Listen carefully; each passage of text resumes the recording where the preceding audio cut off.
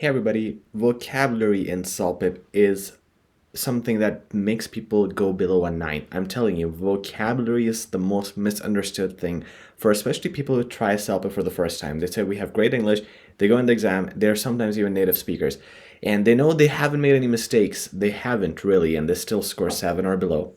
The reason is, if you need a 9 or more, why would anyone give you that mark if you write the same way like other students? Everybody's not making a mistake. Competition is tough nowadays. What you need to do to stand out from them and get a better mark is to upgrade your vocabulary. Now on your screen, what you can see, you might want to take a picture or a screenshot, but we'll go in it in detail. You can also take notes as we go, because I got to explain all of this to you with examples, and then we're going to look at some phrases later on as well.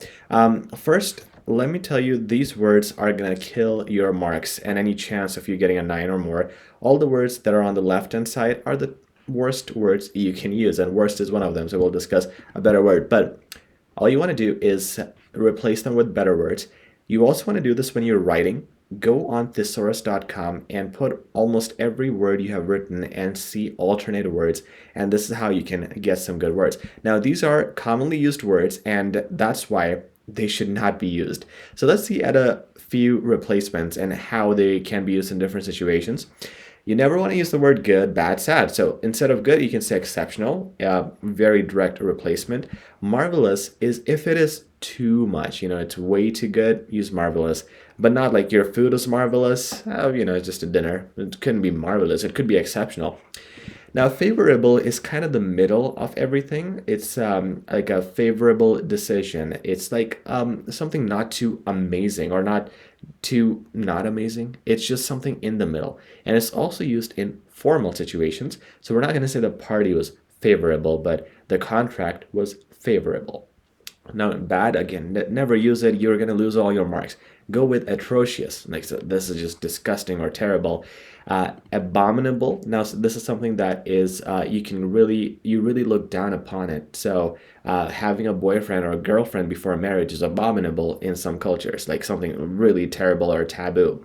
Detrimental is mostly related to harmful. Good synonym of that. If you're using the word bad in a way where you're trying to say it's harmful for you, it's detrimental for you. Don't say sad or happy. So instead of sad, you can say bitter, mournful, or gloomy. Now, mournful among all three is way more serious, like someone died, but bitter and gloomy are very close to the word sad. Instead of happy, you can say overjoyed, cheerful, and gratified. Cheerful, gratified are more like happy, but overjoyed is like really, really happy. Okay? Small, you can say trivial or insignificant if you're saying small as in it's not important. But if you're saying small as in lesser or fewer, you can say meager. So we have meager resources right now, and we need more. Okay. Big, small, and big. Don't say those words. Instead of big, you can say considerable. And that is like big. It's bigger than average. That is considerable. You can also say colossal and massive, and that is like too much, like it's really big. So if it's really big, you can use those words. Not a lot of replacements there, but you can use bona fide. So he's like a very nice athlete. You can say he's a bona fide athlete. It's like certified, legitimate, or an unquestionable athlete. And instead of just a very, very good, you can say it's unquestionably good. So you can make it ly and put it next to an adjective like unquestionably good, unquestionably tall, unquestionably attractive. So good replacement there as well. Best, a few replacements there, but the most ideal, something you can use every time instead of best, is use top notch. Okay.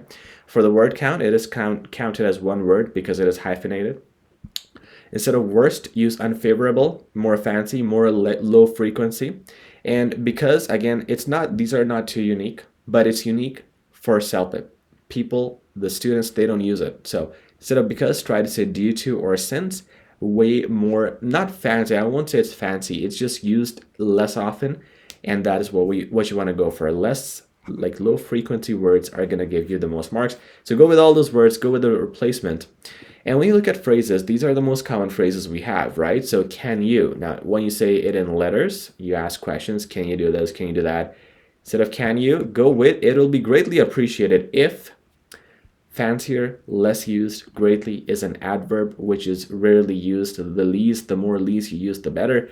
So that adds to the range of vocab, and it's a different phrase as well.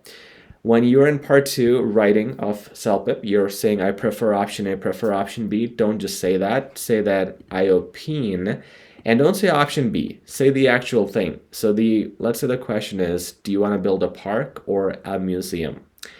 So I opine that the park would be admirable since. Okay, don't say option B. Use the actual wordings, because this is how the examiners know you have read the question and you are answering something from your own wordings, not just copying the words option A and option B from the question. And it's admirable. So it's not just you don't prefer it, it is admirable. You are doing another replacement, a more fancy word. You want to complain in a letter, you want to complain about something, say I wish to lodge means register, lodge a complaint, okay? Make sure you put a T because we're using it here as a noun. More fancy. Instead of thank you so much, you are highly grateful to you for whatever. Okay, grateful is better than thank you. And remorseful is better than sorry.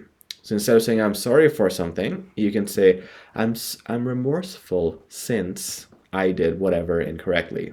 Okay, so that is going to add more marks to your vocabulary. I picked these phrases because these are the most commonly used ones when you are doing parts 1 and 2.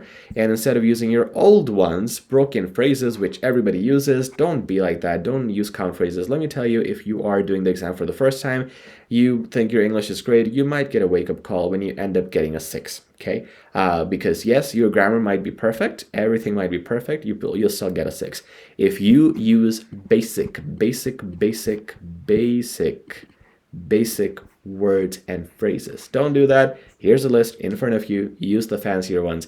And look at our lessons on templates as well, because they'll also give you the intro and conclusion for writing. So that'll also add to all the vocab part and range part. All right, thank you guys.